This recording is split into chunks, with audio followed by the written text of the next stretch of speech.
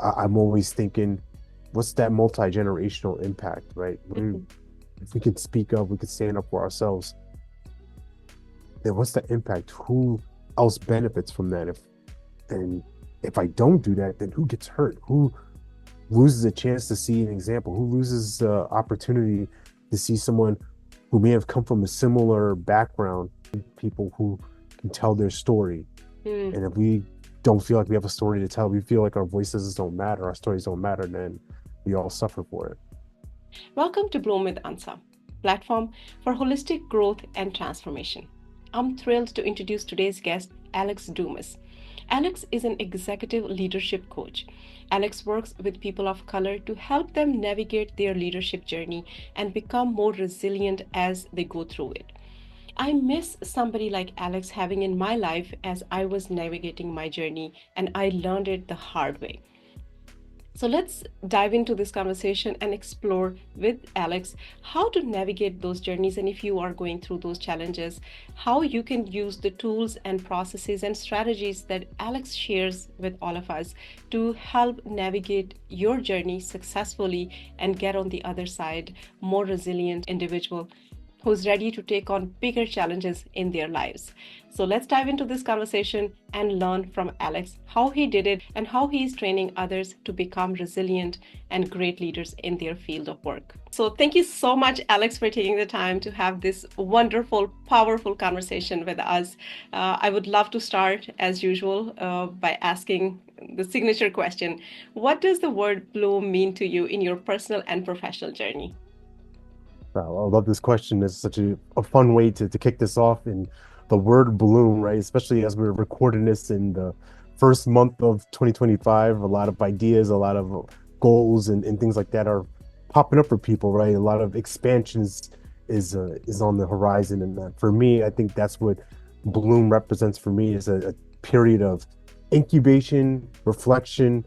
Think of the caterpillar being in the cocoon, developing, growing, transforming, and then all of a sudden a butterfly pops out. And for my life, and potentially for many of your listeners and your audience, that's been the case for them. They've shown up one way, and things have happened. Life has lifed on them, as they would say, and sometimes that makes people retreat and get introspective and reflect within, and then for some others they have to fight through different storms. But I think no matter what, when we're blooming, it's a time for growth, it's time for expansion, and then moving into this next phase. I don't know if we ever hit our final form or our complete package of who we were designed to be, but the active pursuit of that is really fun. So I think that's what bloom represents for me in my life, personally and professionally. Wow, what a powerful metaphor and what a beautiful explanation of your definition of the word bloom. Thank you so much, Alex. So, my first question is what would you say for our audience, our listeners who are joining us on this journey, would get from this conversation and how this will change their life? Now, I think what someone's going to learn from this conversation is an idea about the power of your words, the power of how you speak to yourself, the power of how you speak to others, and how powerful that is. And I joke with people sometimes where they're like, well, words matter, but it's the truth because words literally materialize. At some point, this mechanism or this platform called Zoom did not exist. Somebody at some point was like, wouldn't it be great if we had a video conference software that could go from this part of maybe North Carolina to New York, and maybe actually from the United States to England and Africa and wherever else. So someone had to speak that out, and then the wheels started moving into, well, what do we need to do to make that happen, and what's the next piece, and what's the next step. And I think for your audience, what I hope to share with you is my journey, my path of someone who grew up feeling isolated, someone who grew up feeling shy, inadequate, maybe at some points feeling invisible, to now being on platforms like this, other podcasts, speaking on stages, whichever side it was, like a book I co-authored, right? So the point of this, and kind of tying back into Bloom, the story that you believe that you've been given, or that you've adopted, or you've made as yours, you've held on to, like, hey, this is who I am, this is how it is, this is my permanent story. I hope that you walk away with this feeling inspired, thinking, well, you know what, actually, I do have different choices. I'm not stuck this way. This isn't just who I am. I actually have a choice in who I want to create myself to be, and how I want to create my life. And I think if anybody can walk away with that, they're off to making a big difference in the world. And that's what we need in this space. We need difference makers. Amazing. And I can't wait to dive deeper into this conversation for myself and for my listeners. So, Alex, please tell us how your journey of leadership, how journey of self-discovery and blooming fully started.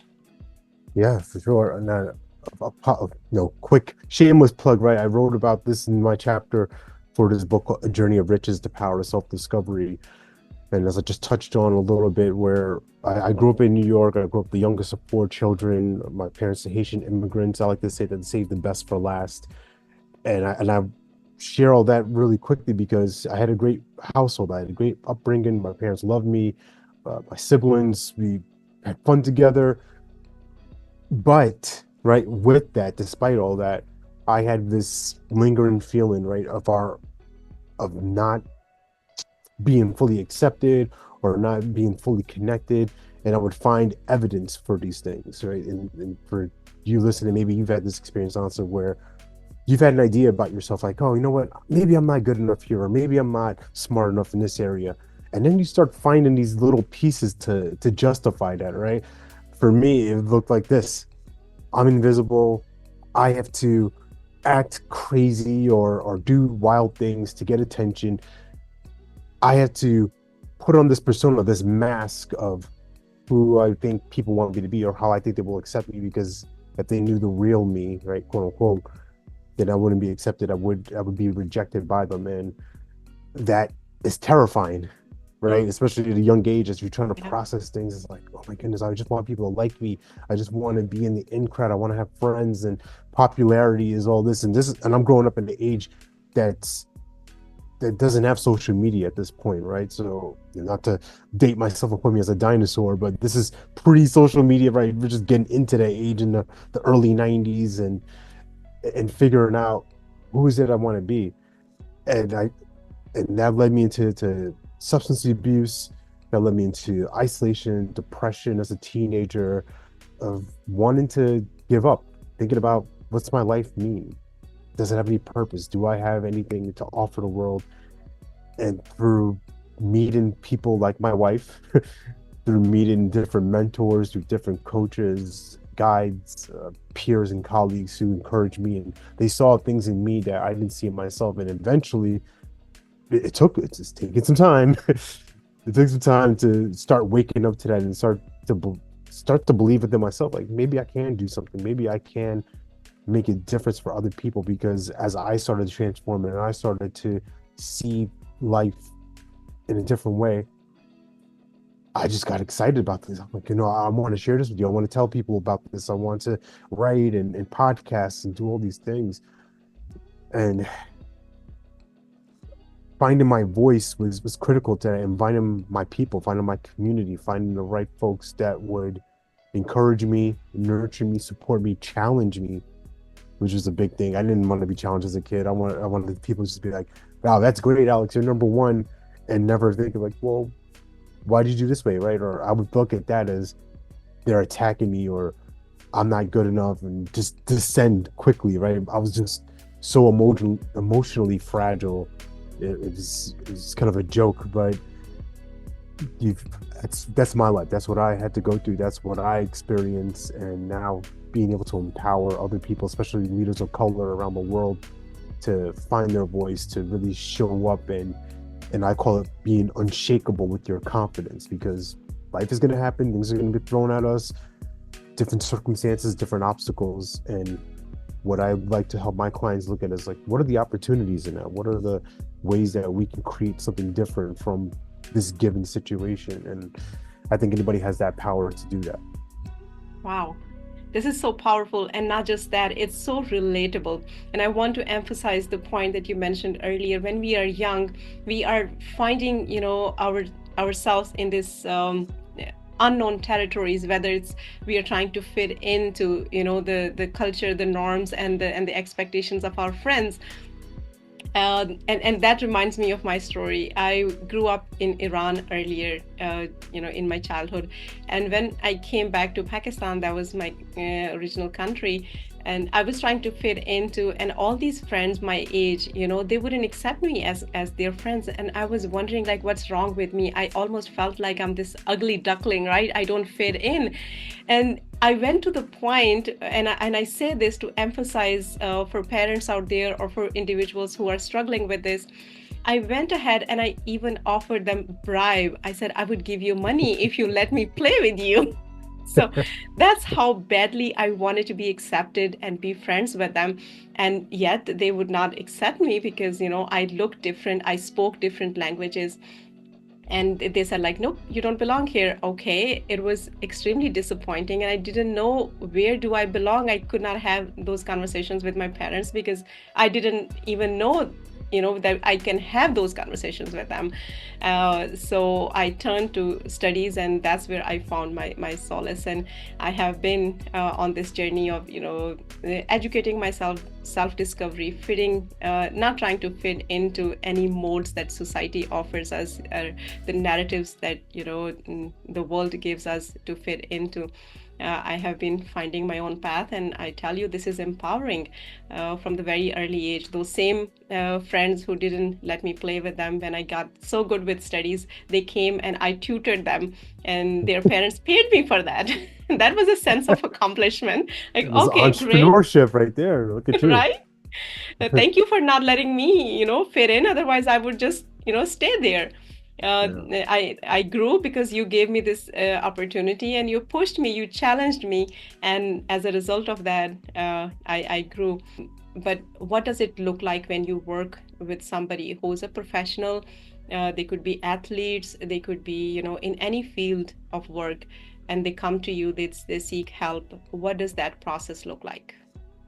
Yeah, good. That's a great question. That process really just comes from me being present and the stuff we talked about before with the childhood of kind of trying to fit into these different boxes. And I like to say this, that nothing's ever wasted. Like with that story that you just shared, you wanted to bribe friends, you wanted to pay people to be friends with you, and then somehow they wind up paying you for your expertise, for the knowledge you have, for the gifts that you're able to share. When I work with people, I usually connect with them via social media or when I'm speaking, and just a very simple conversation. I don't go in there with a superiority complex of, well, you're broken, you're messed up, your life's in shambles. Let me come and fix you and be your savior. Mm, I really start off this premise with clients is that there's nothing wrong with you, and sometimes having them see that, having them be able to embody that, it takes some time because we have the stories, we have the conditioning, the programming. Ansa, I'm not good enough. Don't you understand? No, no, no, no, no. You're able to do this, right? I got to remind them of the the success, the track record of success they've had, and it's so easy to dismiss things, right? If let's just say this is 20 years ago, let's say if I had authored this book, there's a good chance that someone would have been like, "Wow, Alex, that's amazing. You're doing great. Great job writing this book." And I would have been like, it would have just flown over my head because I'm thinking about all the insecurities. I'm thinking about all the damage. I'm thinking about all the problems that I have in my life. So with clients, that's a great place I love to start. Was like, hey, we got to re reground, re-anchor your foundation of there's nothing wrong with you, mm, because now that's going to allow you to rise and descend and ascend versus descend into the old stories, the old stereotypes, the old trauma and drama that's occurred. And then it's just a matter of now us having these conversations, exploring the story, the layers deeper then maybe they want to share it. And I like to call it tapping into somebody's secret dream. Because we're Mm, all dreamers, we all have ideas, we all have things, and sometimes, yes, and I'll just go into my experience, right? As a Black American, that's scary to say. It's scary to say, I want this because that might turn people off. That might put people on the side. That might invite people to be like, well, you can't do this. You've never done this before. How are you going to be able to do these grand things? And I'll start shrinking, right? We start mm, shrinking. Well, maybe it can. Maybe it's not possible. And maybe I want to wipe that slate clean with folks. And I say, what's possible? What's that dream that you're embarrassed to talk about? What's mm, that thing that's on your heart that if you did create it, if you did put that emotion, if it was a real business or a real opportunity, whatever it might be, how would your life change? How would everybody else's life change? And now helping them to expand, helping them to think bigger. I call it building a bigger bubble. Because if it's for me, if it's a task or a mission that I'm just trying to complete, I'm a highly motivated guy, but there's gonna be at some point I'm gonna lose steam. I'm gonna lose the energy. I'm gonna feel defeat. I'm gonna be like, you know what? Maybe I'm not meant to do this. Maybe this isn't good enough. But if other people are counting on me, if other people, if I know that other people can thrive as a result of me maybe just getting this emotion, I don't have to do the whole thing. Just start it and then mm. enroll other people into doing it. Great things happen. And I've to tell you stories and upon stories of these different miracles that have popped up in my life and that have happened for others. But I think that's where we start. Let's just get the identity right. Let's get the foundation part of your own worth, your own value, your own Mm, perception of yourself. And then let's just look at what's the next step. Because I think for a lot of folks, they may look at it like a mountain. Oh my goodness, this mountain is thousands of feet high. This goal is years away. Oh my, it's overwhelming, right? And then we quit. Okay, what's the next thing? If it's a mountain, can we take one step toward it? If you want to run a marathon, can you run point one of a mile? If it's if it's growing a business, can you make one phone call? Can you put out a social media post? Can you talk to somebody and let them know what you're up to? And at the end of the day, you're not going to die, which is important. We do these exactly. things and we think, oh my goodness, this is so horrible. And then on the other side, we're like, wow, that was easy. Yeah. That was easier than I thought. Why didn't I do this before? Wow, this is so exciting, and I could resonate so deeply because the work that I do with other women survivors of human trafficking through my organization's platform is exactly the same. Uh, First of all, I have to encourage them to believe in their dreams and talk about those dreams, right? Because when you talk about those dreams, they feel more real to you first, and then you start planning on achieving those dreams. You take the first step towards those dreams, whatever that step may be, as you said, as small as, just discussing it and being open, to exploring the steps. What is the next first step that I can take in order to get on the path to achieving my dream? And then it could be just as small as just registering your company and starting to feel what it feels like to have a name, have a company that is yours, a business that is yours, or preparing for an interview for a job that is your dream job, dream role that you have always wanted to be at. All those things, and it matters is mostly the self-talk, right? And the story and the narrative that we have been building and we tell ourselves all the time. I'm no good. Or maybe it is something that we developed in our early childhood. It was maybe something that someone else told us, that you're not good enough, you don't worth that much, or you don't deserve that big of a dream or a life that you're thinking to have. But it's all story, and first you have to believe in yourself and take the first step. And as the Rumi said, when you start to walk on the way unfolds. And I love this. Take the first step, and the path will unfold. The way will show itself to you. This is so powerful.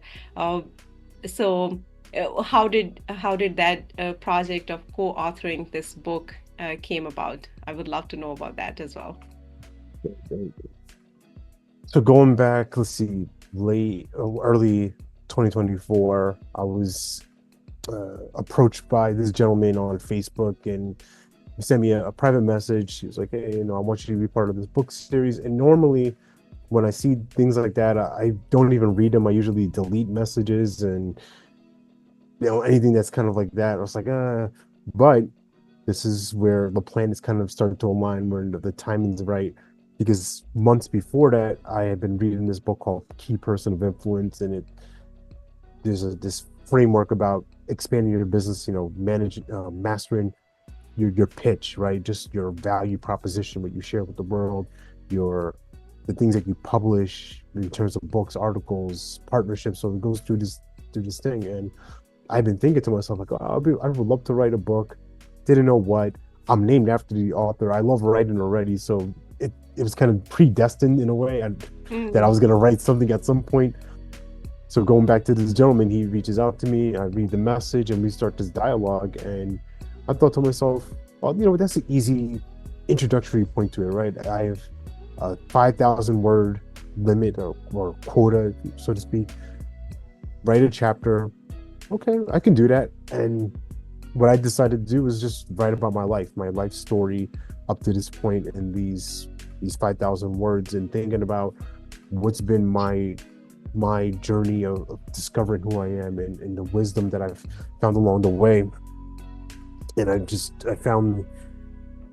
I found that to be a very challenging process, because old wounds being Mm. opened up, and having to explore that and put it on paper, and then think to myself, oh my goodness, like, people in my family are going to read this potentially. Yes. Somebody I know is going to read this, and it's going to be out there for the world to see. Am I ready for that? Mm. And then the other thought is, well, if I don't, then who will? If I advocate being a champion for yourself, if I work with clients, and lead communities, and talk about your story matters and your voice matters, well, it makes sense that I do that first. I be the example, not because I need to, not because I have to, not because I'm the savior of anybody, but I know that I want my story told in a way that is authentic to me, rather than somebody put a title on it, or somebody create something that's not aligned. Like, no, that's not what happened, or that's not how I saw it. Yeah. So I wanted to give people a real lens into my life, and understand that, yes, as much light as I bring to the world, into any room that I'm in, that came from a lot of darkness, a lot of hardships, a lot of self-inflicted challenges. And Mm. also showing that through that, in spite of that, you can overcome. You actually can make something of yourself. You can make a difference. You can win. And that's what this book represents for me. Wow. As human beings, doesn't matter what we are trying to do in our life when we are pushing outside of our comfort zone. I feel like as I speak with more and more guests on my podcast and in general in life, we all have these very similar emotions and feelings around certain things, right? For example, for you, you said when you wanted to write about your journey and uncovering those deep wounds, and you wanted to tell the story and take the ownership of your life and its journey. It was uncomfortable, right? And that's exactly what all of us feel. For example, when I started to think about sharing my story, and it was initially through public speaking, because I am a social entrepreneur and I speak at different events, and I have not been able to comfortably share my story. And then there came a time I realized, like, instead of, as you said, other people, assuming who I am and what my life journey is, why not just get out there and own my story, own my journey, and tell it by myself while I'm still alive, instead of other people, playing the guessing game and, putting their own narratives on top of, what might not be the truth. And then I thought, okay, what is the best way to do it? And I wrote some articles and stuff and shared in public speaking. And then I realized, like, over time, I have accumulated so much knowledge and skills, and I have my own opinions and thoughts about certain topics of life and life in general. Why not start this platform, Bloom with Ansa, and share my life journey from there, and the skills and the lessons I have learned and the challenges I have overcome as a woman, especially a woman of color, from developing country, from a very small town in Pakistan. And then it evolved into a platform where I invite my guests, and I felt, instead of sharing just me as one person, my journey, if I bring other people, it will become more powerful, and we can share more, and put more knowledge and wisdom and support out there and build a bigger community. So why not do that? But going back to my point, it's always scary whenever you're taking a step exploring uncharted territory. It is scary, but trust me, when you take the first step, just take the first step, and the way will unfold itself for you. You will figure it out. You will get the support. You will meet the people who have the knowledge, who can help you, who can support you, encourage you to accomplish that goal, whatever the goal is. But you have to be passionate. You have to believe in self. You really have to be honest with yourself what you want to do, because honestly, in this time and age, we live in a very blessed time, in the sense that we have on our fingertips every single thing. The technology is a huge blessing. Doesn't matter where you are in the world, you can connect with people who can help you, support you in your journey. You can find your audience for that particular message, whatever your message is. So yeah, it's a very encouraging story, I believe, yours and mine as well, that anyone who is still, on the fence, I don't know if I'm going to do this or it's the right thing to do, doesn't matter. It will evolve. You might change your paths, but the important thing is you take the first step. So going back to our topic, Alex, I would love for you to define what is a leader, right? Whether in their personal life, professional life, as an athlete, whoever. What is the definition of a leader, and how one can become a leader in their respective field? A really wonderful question. Something I think about a lot. And for me, what I've experienced in my life, I don't I didn't consider myself a leader or anything that people should follow, but I would find myself in these different situations where people be drawn to me, people be attracted to who I am. And one of the things that I think about a lot, where I keep my eyes open, is for honestly like the underdogs, Mm, the people out there that are kind of uh, misrepresented, forgotten, dismissed, and encouraging them. And I think that's one of a leader's most powerful gifts. That's something that I didn't have a name to it. It's just like I naturally do, but like acknowledgement, mm, someone who can lift other people up, right? Because there's this feeling, at least in the Western world, that I have to dominate you, I have to cut your throat or step over you in order to rise, because there's not enough. I think the best leaders in my life have shown up with a real abundance mindset, that no matter what, they're always willing to help, they're always willing to share, they're always willing to encourage and promote, and willing to just guide without any expectation. I think a powerful leader, when they show up with something that they stand for, right? In your case, I'm gonna put the hat on you for a second, right? You stand these for these women who have been through horrific situations, right? And you don't have to do that. That's not something that like mm, you, right? It's something that you feel compelled to do. It's something that you are a crusader for. And other people see that, they recognize like, oh my goodness, Ansa's doing this. Like I want to be a part of that. yes. And I think any good leader, they put other people in position to win. Mm, It's not just about them. It's not about their glory. It's not about how good they look. It's not about them getting the confetti and the champagne, right? This is one of the reasons why in my the book chapter, I named my chapter "Everybody Wins, Including Me," Mm, because I had a s- I had an incomplete version of that before. My thought was everybody wins, which is good. mm, It's an admirable thing. I want people to win. Woo hoo! I'm a cheerleader for people. I'm a hype man for others. And when I started to recognize, like, well, I didn't get what I wanted, and people mm. were like, oh my god, that's selfish. How could you be thinking of? Well, I want what I want too. I want to win. I want to experience good things. I deserve Yes. to have things in my life. You know, I work hard for things. I work hard for what it is. Mm, Like, why don't I get a chance to celebrate too? And so I had to remember that I'm a part of everybody. It's yes. not because I don't want everybody to win, and then like I get to stand back and like just watch from watch from the dungeon or watch from Yeah. the outside of the gates. Like, oh, everybody's celebrating. They have the champagne, they got the confetti, and I'm like, "Ooh." Like, no, no, Mm, stand up for myself, right? And this kind of goes back to childhood where there was a lot of things that I didn't stand up for, I didn't speak up for, I didn't advocate for myself, and I would feel like life would just railroad me, right? Just people bulldoze over me, kind of being the doormat.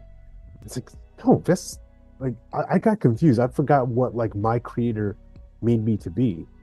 He made me to be somebody who takes a stand for people, that helps people, that serves people, that has a good time doing it, and also empowers people and helps them see life in a different way.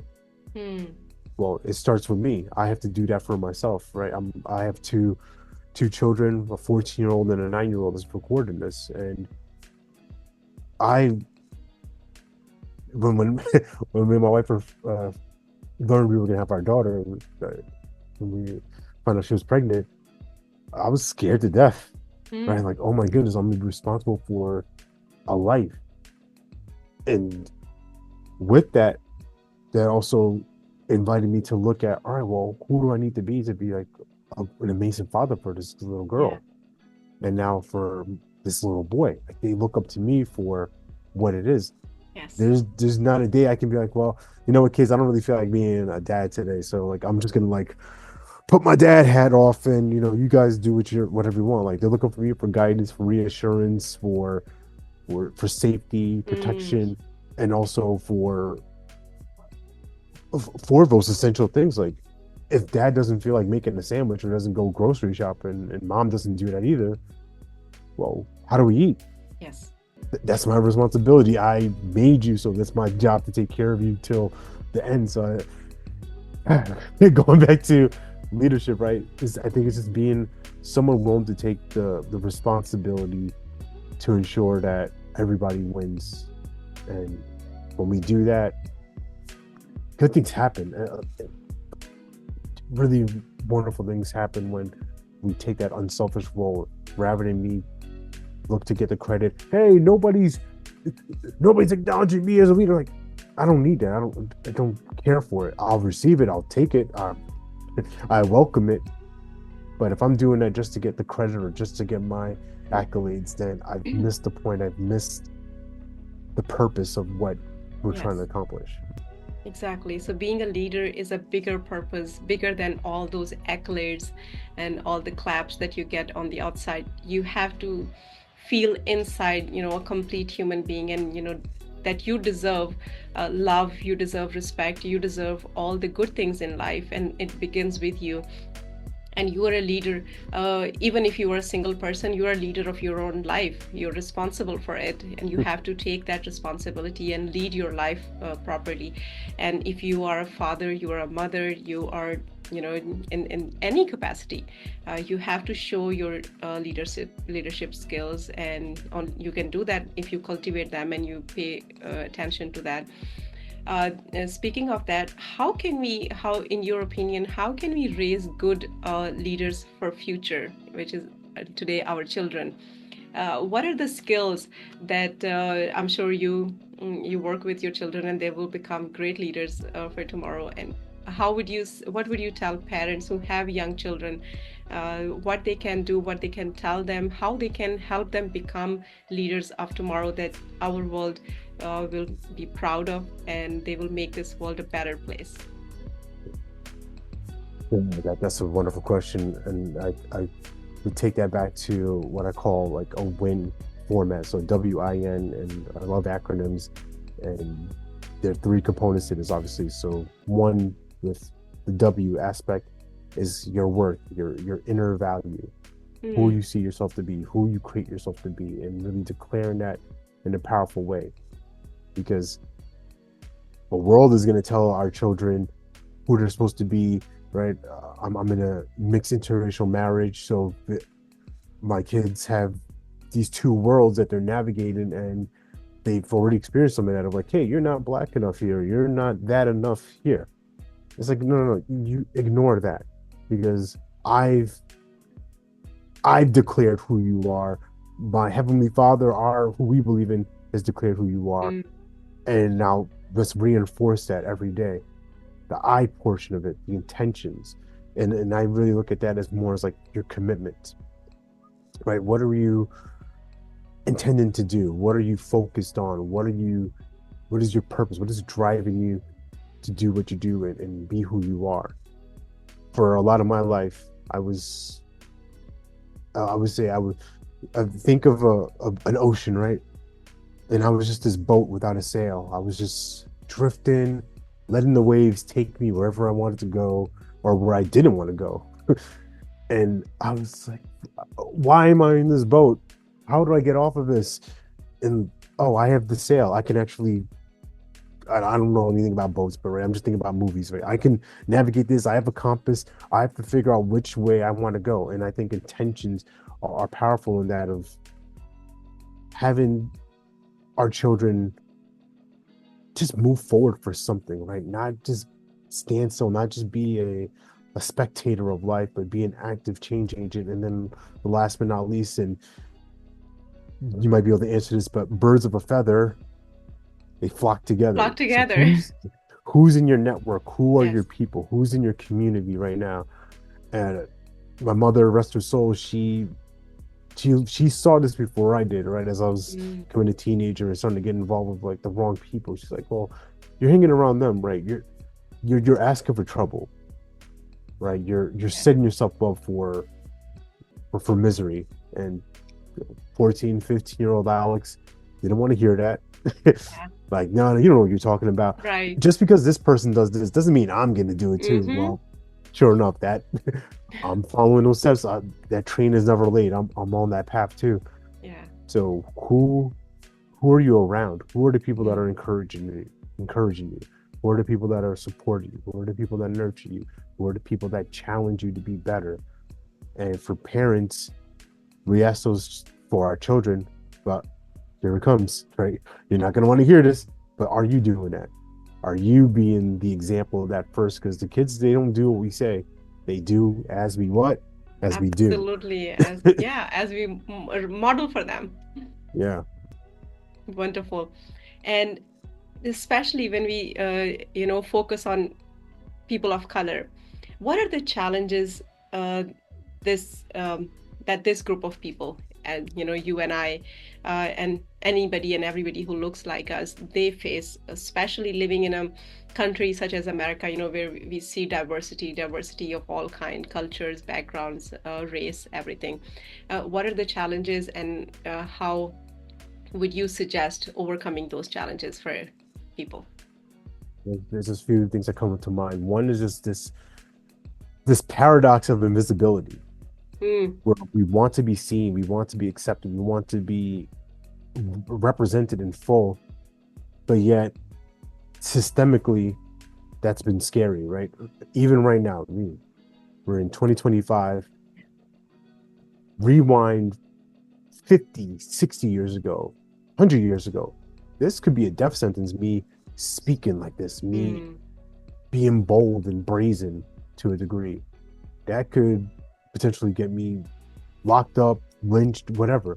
mm. So there's that real generational like imprint in us. Like, I want to speak up, but am I safe to do that? Yes. And that's a real thing. And someone might be watching like, what are you talking about? Like that was 100 years ago. Like, no, this it's genetic. Like it Mm-hmm. imprints, it's code. It goes into us. And I'm True. trying to help at least do my part to shatter that and break Mm-hmm. that barrier, right? So just be invisible. I think next that ties into that is like the confidence. Well, am I worthy to say anything? Do I have something of value to offer to the world? If I speak up, will anybody really listen? Yes. Right? Is anybody paying attention? Is right? And that in itself can get frustrating because you think about civil rights activists. Just think about the word itself, civil rights. They're just asking for civility. Mm. Can we just have civil rights? Can we just we're not even asking for equal rights at this point. Just like can we just be civil? Can we just Yes. can we turn the fire hydrants on? Can we turn on not throw the tear gas? Mm. Can we have a conversation, a dialogue where you can see me as a man, you can see you as a woman, you see me as a human being, because most people forget about history and it tends to repeat itself, right? At some point, in certain parts of the country, I would have been worth 3/5. I was like, what does that even mean? Right? I'm 3/5 of a man. I'm in a free state, a slave state. There's so much. Like we can get into. Oh, this would take hours for us to unpack all of this, but I think these things inside of us of wanting to be seen, having this confidence, and honestly having not feeling like we have a network, because then Mm. what tends to happen is some rise to the top, right? Those who like work hard, they're diligent, they get the opportunities, and the crabs in the bucket mentality, right? The scarcity mentality of, well, if Ansa wins, that means I lose. So Mm. I've got to pull her back down Right. so that she stays in her place, so she knows her role. Same thing with Alex. Same thing with whoever's watching this. You have to be careful. Like, who are the people? Are they encouraging me? Are they? Here's a good test. Will those people say what they say to my face behind my back? Will they speak up for me when I'm not in the room? Will they advocate for me when I'm not here? And Mm. for a lot of us, that we haven't had that chance, we haven't had the opportunity, and there's different things, like I said, systemically that have destroyed the function of a home. Yes. Right? If we separate a father, imprison him, now the kids don't have that that that presence in the home. And women are amazing single mothers. I salute y'all. Thank God I thank God that I had my father and my mother with me. I can't imagine either one of them raising 4 kids on their own. Yes. But for those who are in that situation, it's a challenge because it's incomplete, right? It's hard to be whole when 50%, 25% of the house Mm. is there, and then we have substance use issues. We have the things we do to distract ourselves from the reality of our situation. And if we don't feel like we have a tool, we don't feel empowered, we feel like there's no opportunity Mm. to advance, then it's easy to throw your hands up and be like, well, what's the point? You know what? This is who I am. This is all I'm ever going to be. So I might as well just do this. I might as well just be with this person. I might as well just do these activities. And they lose sight of like the big picture, the next generation and the generation after that. And I'm always thinking, what's that multi-generational impact, right? Mm.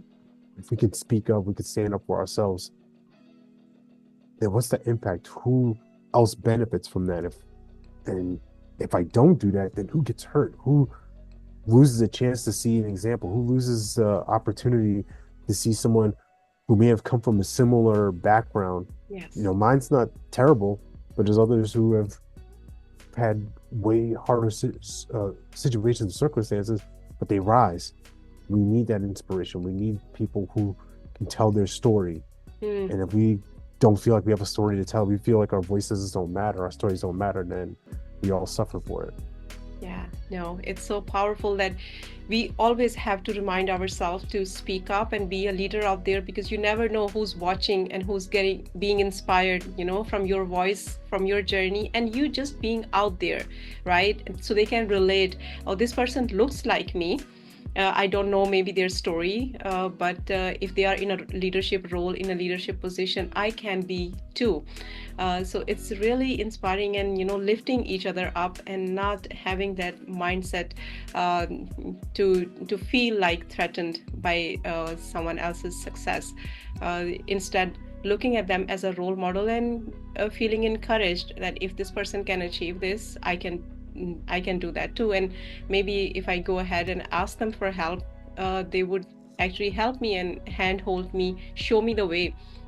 And that's exactly how it worked out for me. When I came to this country, I literally knew no one, and I had to figure out all the resources for myself. But I'm so appreciative. There were so many individuals and organizations as well who helped me in my journey, and I would never be able to get where I am without all of that help. So uh, I always try to extend that hand for others as well. And I say that, it's important to lift others up when you rise. So having that mentality, that is the leadership mentality, and that is what we need to cultivate. I know we come from all kind of backgrounds and challenges, but that doesn't have to dictate your future. That doesn't have to dictate who you become. Uh, if we are just grateful for what we have in our lives, and understand we are all humans, right? We are all part of this one common human family. And if we go a little bit on spiritual level, we all come from one source.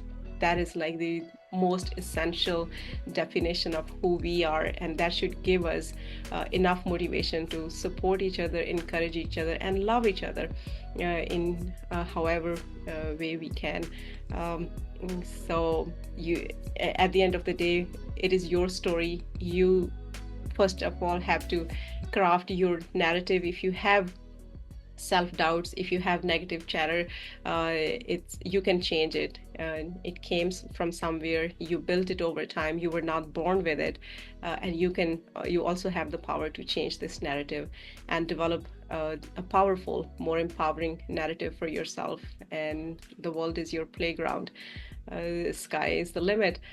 So thank you so much, Alex, for sharing your such a powerful journey and all the wisdom and everything that you shared. Basically, it's so inspiring for all of us. I hope my listeners enjoyed it just as much as I did. What would you like to say before we leave to our listeners? What is your Yeah, advice? yeah. Thank you for that. I see the acknowledgement. I appreciate it, and just acknowledge you for creating this platform and giving individuals like myself and other guests that you've had this opportunity to share who they are and potentially make a difference in some of your audience members' lives and wherever they are in their journey. One thing I'll share is kind of this final wrap up message is something that I share on a daily podcast that I host. It's called Love Serve Care. It's 3-minute episodes, right? So it's boom, boom, quick and to the point. And something that I share at the end of that is I don't even think of it as a tagline, right? Because I believe it's a core message. I believe it's like a core value of who I am and how I see myself and how I want to live my life. So for those of you watching, listening right now, this is your opportunity. Put one finger in your ear so you make sure it goes in one, doesn't go out the other, and try to be present with it, because you might hear this like, wow, that worked for this guy. That's woo-woo stuff. This is just BS. Okay, you can think of it that way. You can hear that. That's fine. And for somebody else who's going to hear this might just be a chance that your life can start to switch around if you really embody this. So what I would encourage you to remember is that you're born to live your life in abundance, right? That you are the master of your future. You control your freedom, and you have complete dominance of your thoughts, your emotions, and your habits. Yes.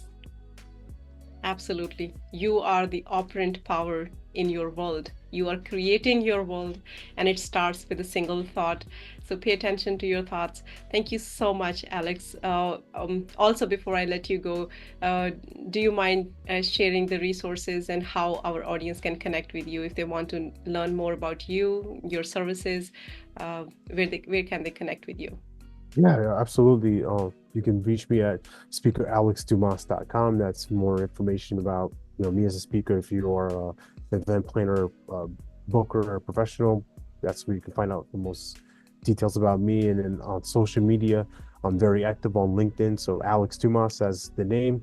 If you reach out to me, you connect with me, I will respond back. I will probably leave you a voice note or a video message. So it was a real person, not a bot. It's, this is so look at the face now and listen to the voice. So you're like, oh my goodness, this guy left me a message. Like, yeah, like I really do these things. And that's just my way. That's my way to have fun. Like, I love you said this word before, a playground. Like, we're just here to play. Let's have some fun. I believe that as we wrap this up, like our creator, like I believe in God as he's creating the world, that it was just so much joy. The love, the excitement, the enthusiasm was so much that let me create this, let me create this, create that, and just so much joy in that. And I think if we can approach our businesses, our personal lives in that same manner, then you're not gonna. I'm less likely Hmm. to have a confrontation with somebody if my life is going well. If I feel like I have value and I feel like I'm worth. I'm set on an intention. I'm set on a direction of where I want to go, and I know that I have people in my circle, my bubble that love me, that care for me, that challenge me, that I enjoy being with, right? Not out of obligation, but out of appreciation and acknowledgement. Hmm. And so find me on the website, find me on LinkedIn. Love to connect with you. Beautiful. Thank you so much. And with that, I would appreciate you spending this time and having this, listening to this conversation with us. I would say before I leave, if you haven't already subscribed to this channel, please subscribe to it and press the bell icon so all the future notifications can reach you. And if you enjoyed this episode, please give us a thumbs up. It will motivate us to create more content that can. Thank you, Alex. Um, so, yeah, that's it for now, and I will see you in the next episode. Until then, take care, and I would leave you with my motto: chase your dreams and live with passion. Thank you.